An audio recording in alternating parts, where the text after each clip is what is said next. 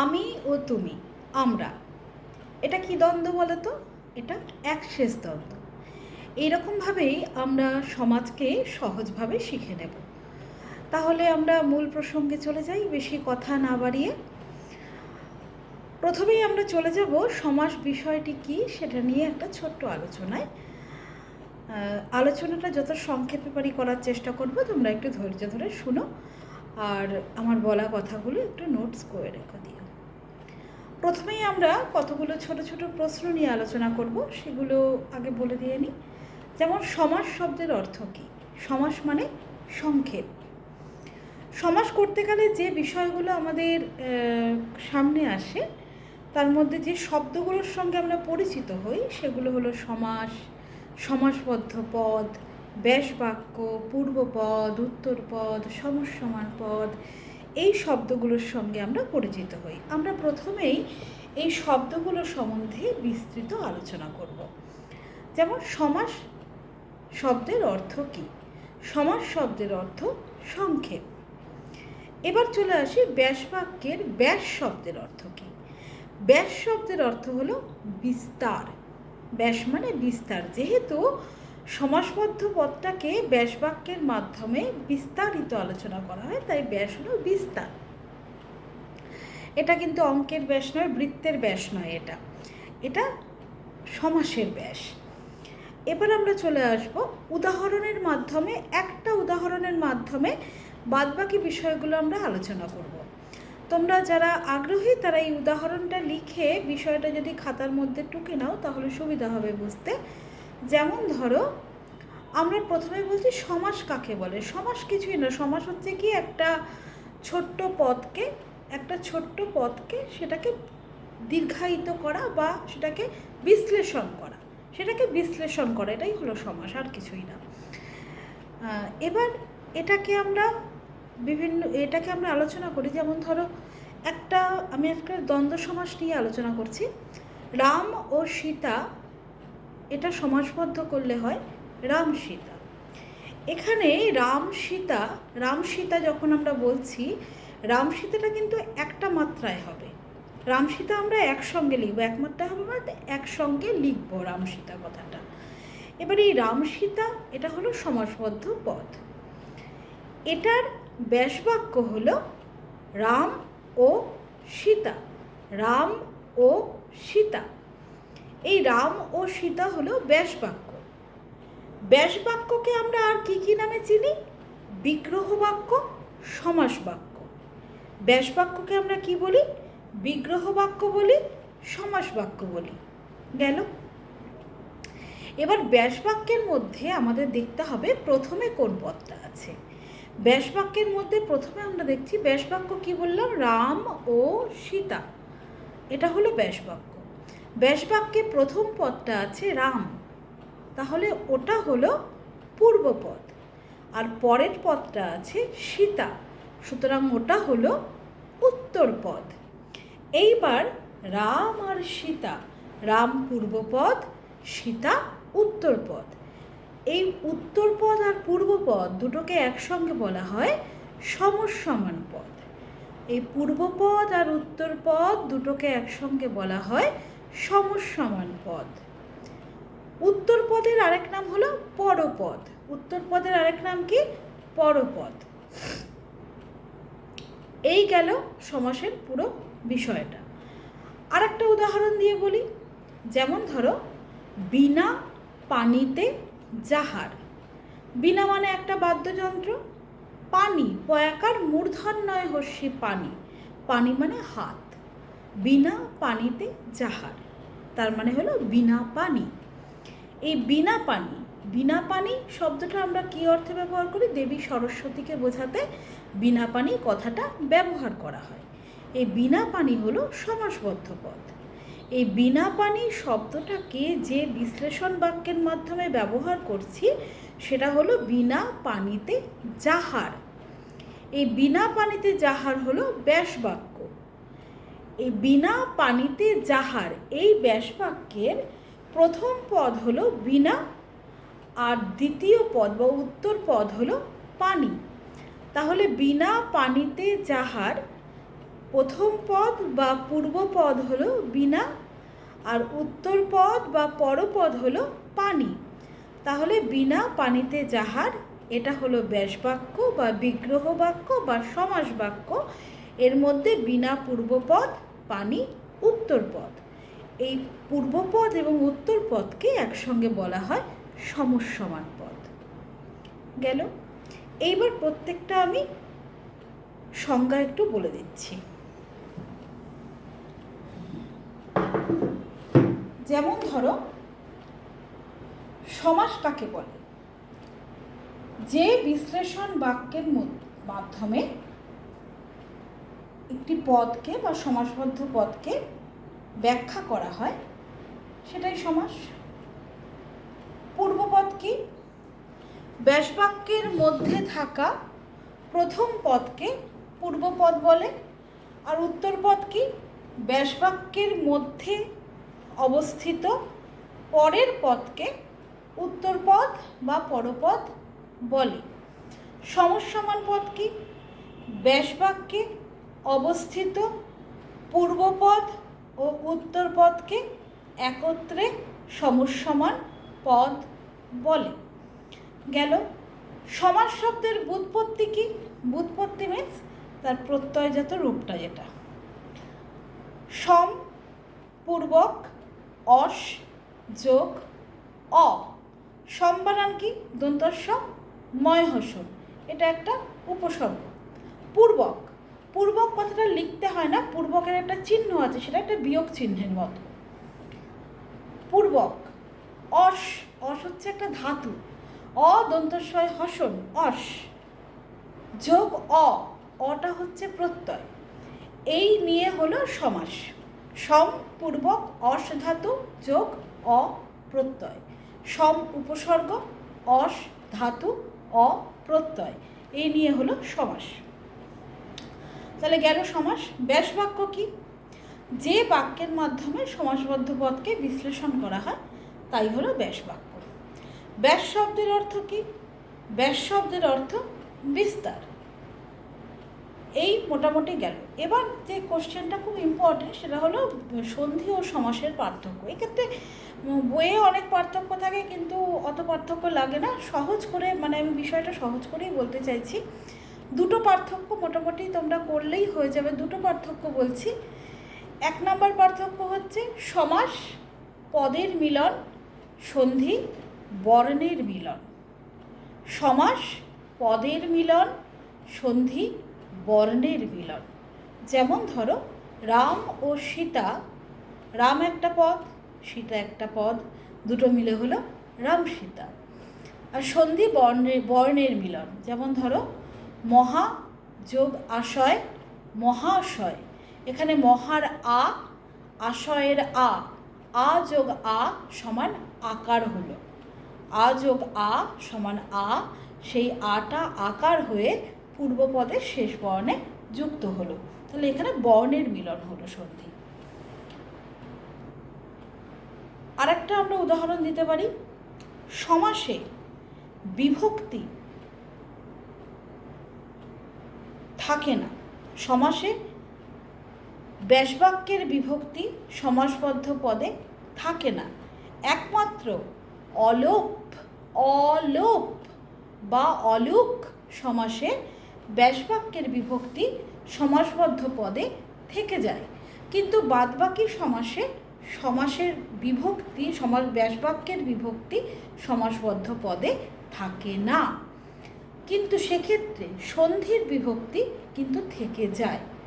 সন্ধিতে বিভক্তি যেমন থাকে তেমনভাবেই থেকে যায়। যেমন ধরো, নরাধমে একটা সন্ধি করলে নরাধমে নর যোগ অধমেও করতে পারো, অথবা নর যোগ অধম যোগ এ করতে পারো। সন্ধিতে বিভক্তিটা থেকে যায়।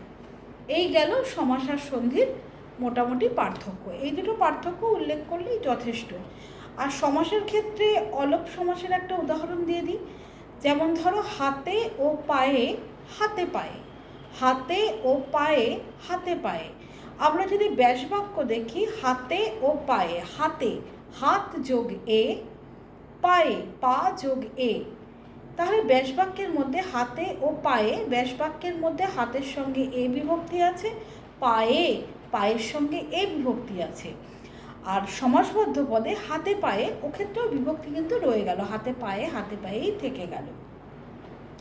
কিন্তু সমাসের ক্ষেত্রে বিভক্তি থাকে না। যেমন ধরো ঘনের ন্যায় শ্যাম, ঘনের ন্যায় শ্যাম, ঘনের যদি দেখি ঘন যোগ এর, কিন্তু এটা কি হবে সমাসবদ্ধ পদ? ঘনশ্যাম, ঘনের শ্যাম হবে না, ঘনশ্যাম হবে। তাহলে ঘনের ন্যায় শ্যাম ঘনশ্যাম হলো, তাহলে ঘনের এর বিভক্তিটা উঠে গেল গিয়ে। এইভাবে সমাসে বিভক্তি লুপ্ত হয়, কিন্তু একমাত্র অলপ সমাসে, এটা হাতে ও পায়ে উদাহরণ দিলাম, ওটা অলপ সমাসের উদাহরণ, ওটা অলপ দ্বন্দ্বের উদাহরণ। একমাত্র অলপ সমাসের ক্ষেত্রে বিভক্তিটা উঠে যায় গিয়ে। এই গেল সমাসের মূল যেটা বিষয়, সেই মূল স্ট্রাকচারটা এটা চলে গেল গিয়ে। এইবার আমরা আলোচনা করব দ্বন্দ্ব সমাস নিয়ে। একটু হয়তো বড় হচ্ছে ভিডিওটা, একটু কষ্ট করে শোনো, দ্বন্দ্ব সমাস পর্যন্ত আলোচনা করে নিই।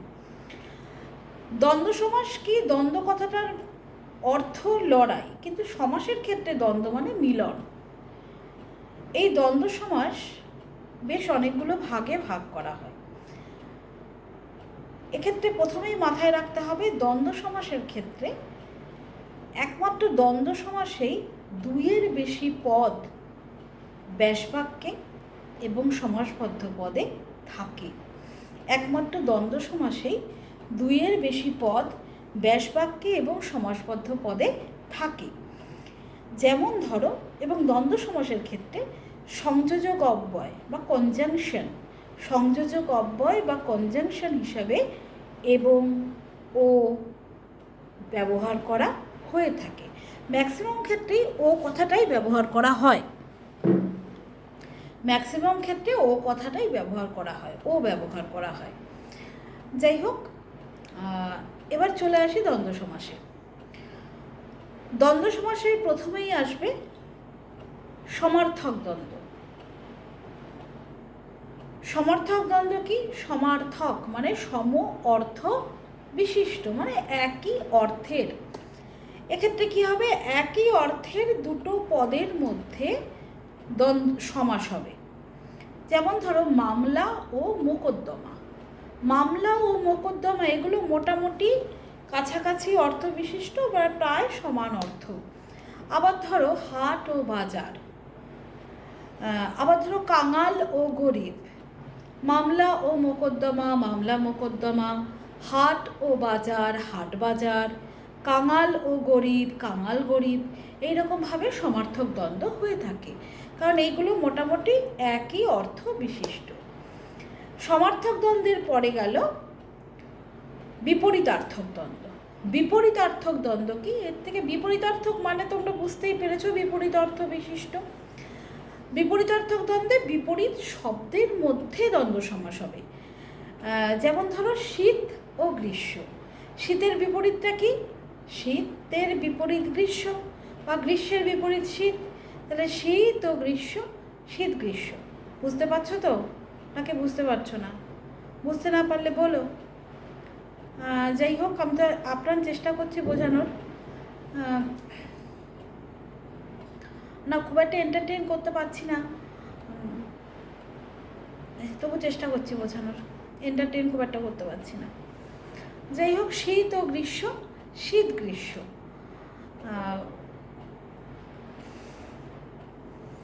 শীতের বিপরীত গ্রীষ্ম। আবার ধরো ধনী ও দরিদ্র, ধনী দরিদ্র। ধনীর বিপরীত কি হচ্ছে? দরিদ্র। পণ্ডিত ও মূর্খ, পণ্ডিত মূর্খ। পণ্ডিতের বিপরীত কি? মূর্খ। তা এইরকমভাবে বিপরীতার্থক দ্বন্দ্ব হয়ে থাকে। এরপরে আসছে ভিন্নার্থক দ্বন্দ্বে। ভিন্নার্থক দ্বন্দ্ব মানেও তোমরা বোঝো, এগুলো বোঝানোর কিছু ব্যাপার নেই। ভিন্ন অর্থ বিশিষ্ট মানে আলাদা আলাদা মানে হবে দুটো। যেমন ধরো গ্রীষ্ম ও বর্ষা। গ্রীষ্মর বিপরীত কিন্তু বর্ষা হয় না কখনো। গ্রীষ্মর মানে গরমকাল, বর্ষা মানে বৃষ্টির ঋতু। এখন যেমন চলছে দেখো, রাত দিন বৃষ্টি। বর্ষা মানে বৃষ্টির ঋতু একটা। তাহলে গ্রীষ্ম ও বর্ষা, গ্রীষ্ম বর্ষা। গ্রীষ্ম মানে একটা ঋতু বোঝায়, বর্ষা মানে সম্পূর্ণ আলাদা আর একটা ঋতু বোঝায়। এটা ভিন্ন অর্থ বিশিষ্ট, তাই এটা ভিন্নার্থক দ্বন্দ্ব। এরপরে আসছে সমাহার দ্বন্দ্ব। সমাহার দ্বন্দ্ব কি? সমাহার দ্বন্দ্ব হচ্ছে এখানে সমাহারাদি বা সমষ্টির অর্থ বোঝাবে। যেমন ধরো, এই যে সামনে ধরো দুর্গাপুজো আসছে, আমরা তো সবাই কেনাকাটা করবো সময়। তা আমরা যখন কেনাকাটা করতে যাব, নর্মালি আমাদের মদনপুরের লোকজন আমরা কাঁচরাপাড়া থেকে ছুটি কেনার জন্য। তা আমরা যখন কেনাকাটা করতে যাব, কেউ জিজ্ঞেস করলে আমরা কি বলি বন্ধুবান্ধবকে বা বাড়ির লোককে, যে আমরা কেনাকাটা করতে যাচ্ছি, জামা কাপড় কিনতে যাচ্ছি। তা জামা কাপড় বললে তো সমস্ত রকম পোশাককেই বোঝায় না, আমরা জামা কাপড় কিনতে যাচ্ছি এরকমই তো আমরা বলি। তা আমরা তো পার্টিকুলার বলি না যে শাড়ি কিনতে যাচ্ছি, কি জিন্স কিনতে যাচ্ছি, কি কিনতে যাচ্ছি, সেগুলো বলি না। সমাহার দ্বন্দ্বের ক্ষেত্রে অনেকটা এইরকম ধরতে পারো। যেমন ধরো জামা ও কাপড়, জামা কাপড়, জামা ও কাপড়, জামা কাপড়। জামা মানে কি বোঝায়?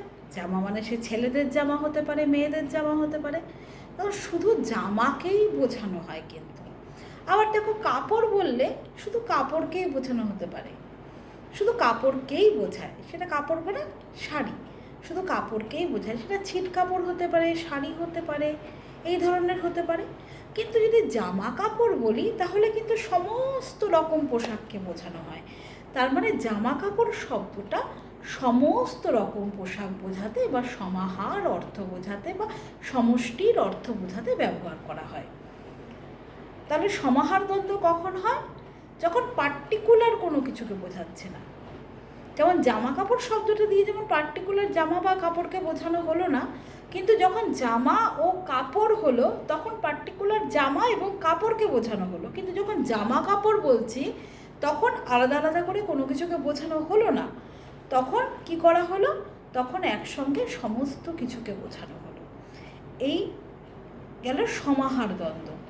এই সমাহার দ্বন্দ্ব পর্যন্তই আজকে থাকুক, কারণ এরপরে যদি আরও বড় হয়ে যায় কেউ দেখবেই না। যাই হোক, এর পরের দিন আবার আমরা দ্বন্দ্ব সমাসের বাকি অংশটুকু নিয়ে আসব। সবাই ভালো থেকো আর এগুলো টুকে নেওয়ার চেষ্টা করো। আমি এবার এগুলোর সংজ্ঞা একটু বলে দিচ্ছি। সমার্থক দ্বন্দ্ব, যে দ্বন্দ্ব সমাসে সম অর্থ বিশিষ্ট পদের মিলনে সমাস হতে দেখা যায় তাকে সমার্থক দ্বন্দ্ব বলে। যেমন কাঙাল ও গরিব, কাঙাল গরিব, মামলা ও মোকদ্দমা, মামলা মোকদ্দমা। বিপরীতার্থক দ্বন্দ্ব, যে দ্বন্দ্ব সমাসে বিপরীত অর্থবোধক শব্দের সমন্বয়ে সমাস হতে দেখা যায় তাকে বিপরীতার্থক দ্বন্দ্ব সমাস বলে। যেমন শীত ও গ্রীষ্ম, শীত গ্রীষ্ম। ভিন্নার্থক দ্বন্দ্ব, যে দ্বন্দ্ব সমাসে ভিন্ন অর্থ বিশিষ্ট শব্দের সমন্বয়ে সমাস হতে দেখা যায় তাকে ভিন্নার্থক দ্বন্দ্ব সমাস বলে। যেমন গ্রীষ্ম ও বর্ষা, গ্রীষ্ম বর্ষা বর্ষা, শরৎ ও বসন্ত, শরৎ বসন্ত। এবার থাকলো সমাহার দ্বন্দ্ব, যে দ্বন্দ্ব সমাসে ব্যাসবাক্যের পূর্বপদ এবং উত্তর পদে যে অর্থ বোঝায় সমাসবদ্ধ পদে সে অর্থ না বুঝিয়ে সমাহারাদি অর্থ প্রকাশ করে তাকে সমাহার দ্বন্দ্ব বলে। যেমন জামা ও কাপড়, জামা কাপড়। এই উদাহরণটিতে জামা বলতে শুধু জামাকেই বোঝানো হয়েছে, কাপড় বলতে কাপড়কেই বোঝানো হয়েছে ব্যাসবাক্যে। কিন্তু সমাসবদ্ধ পদে জামা কাপড় বলতে যে কোনো ধরনের পোশাককে বোঝানো হয়েছে। আরেকটা উদাহরণ দিচ্ছি, ঝড় ও বৃষ্টি, ঝড় বৃষ্টি। এই উদাহরণটিতে ব্যাসবাক্যে ঝড় বলতে ঝড়কেই বোঝানো হয়েছে, আবার বৃষ্টি বলতে বৃষ্টিকেই বোঝানো হয়েছে। কিন্তু ঝড় বৃষ্টি শব্দটার মধ্যে দিয়ে প্রাকৃতিক দুর্যোগকে বোঝানো হয়েছে। এই গেল আমাদের দ্বন্দ্ব। পুরোটা আজকে হলো না, পরের দিন আমরা পুরোটা শেষ করব। আজকে এইটুকুই থাক। ভালো থেকো সবাই, আর যেটুকু বললাম একটু নোট করে নিও।